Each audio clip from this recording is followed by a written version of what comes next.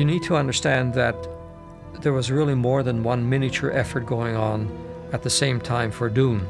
There was not only the model shop run by Brian Smithies, there was also Emilio Ruiz's foreground miniature shop.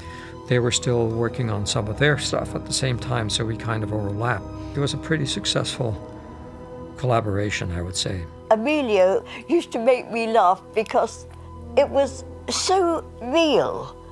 And I just don't know how one person can dream up things like that. Me interesaba porque yo en cada película hago un experimento, veo dónde puedo meter esto, dónde puedo meter lo otro, ideas que yo he tenido, cosas que he soñado y las meto.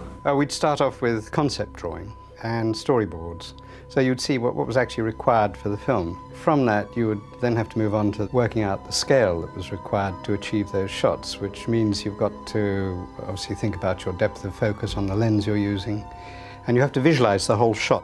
Brian Smithies was a hands-on builder and a designer, particularly the early phases, but then he would go out on the stage, he would set up the shots, he would make sure that the shots actually looked correct so that the miniatures were presented in their best light. Often he and one or two of his helpers would get involved and set up the live action shoot versus a motion control shoot, so that he'd be out at the sand stages setting up, let's say, the crash of a Harkonnen Thopter in the desert, which was done live action, just on the wire, where at the same time then maybe half an hour later he'd have to wander over to another stage and check on a motion control shot. The motion control system we had was an extremely primitive one.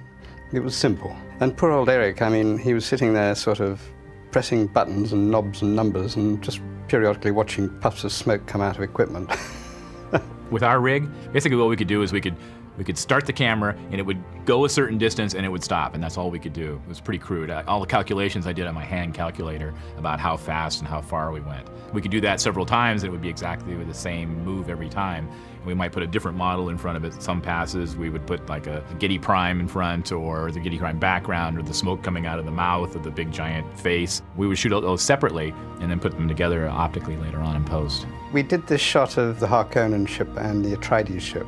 Emilio Ruiz did the model, and both these were shot down at the Aztec Stadium car park in Mexico City. And the foreground model, which is what Emilio had built, was stuck up on a tower of scaffold, and tucked down in the middle of the car park area was a full-size set. Y yo metía muñequitos entre la gente real, o sea, muñequitos que colocados cerca de la cámara, a una distancia prudencial, me daban el tamaño de los que estaban al fondo. Y luego por detrás metimos otras naves para dar una sensación de que era un sitio donde, un aeropuerto. Entonces hice un practicable, se hizo una torre, ahí se montó la maqueta que encajaba con la cámara. Y desde ahí, por un hueco que se veía al fondo la puerta que encajaba con la nave que yo tenía puesta en primer término. Well, Emilio, you know, comes from that old school. You would have a wall, that's a real wall, built full size, and then he would come up and do his little teeny wall with all the details. Now, one is right here, next to the camera, one is down there, but your eye is gonna put them together. But it takes an eye to do that.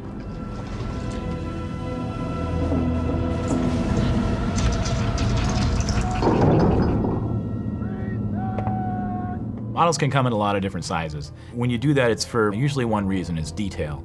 Because you can't get all the little tiny bolt heads that screw the door on in when you're down to, you know, a spaceship that's this big. For the live action on the Harvester, we actually built probably 3 scales, I think. The smallest one being about, I suppose about 3 inches. Then we had the large one. Well, the large one, again, was only, I think, probably about 7 or 8 foot long. And that was the one which we did establishing shots and so on. The one that was swallowed by the worm was probably about a foot long, maybe 14 inches. That blasted worm. We're not going to discuss worms, are we? Shooting the worms was one of the great challenges of the production. We had to physically do it, you know. Today you can create a worm in the computer, make its skin ripple, make his muscles do whatever you want, make him wink. You know, you can just do it inside the computer. But back then, it was difficult. And then they always had this tendency of looking like phallic symbols or huge turds. You know, it was a nightmare to figure out, you know, what am I going to do with this? This looks horrible. I loathed and detested it in all its sections and even as the full thing. I used to look at the damn thing out on the back lot because there were obviously various worms.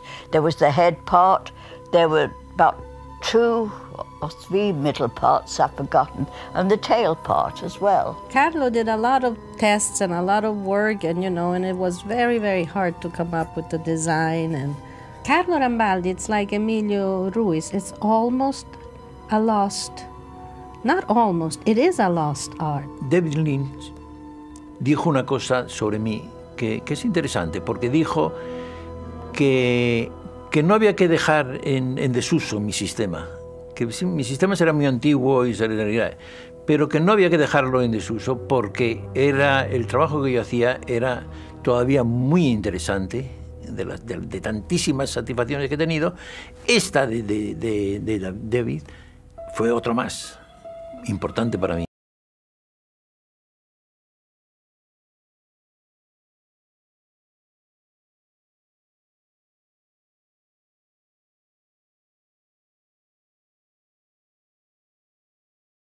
Here, did you know that during the production of Steven Spielberg's classic film Jaws, 3 full-size prop sharks were built to portray the title villain of the film? Now, more than 40 technicians were involved in making these monstrosities, and their construction caused the budget to skyrocket. Now, the problem was that they kept breaking down in the water.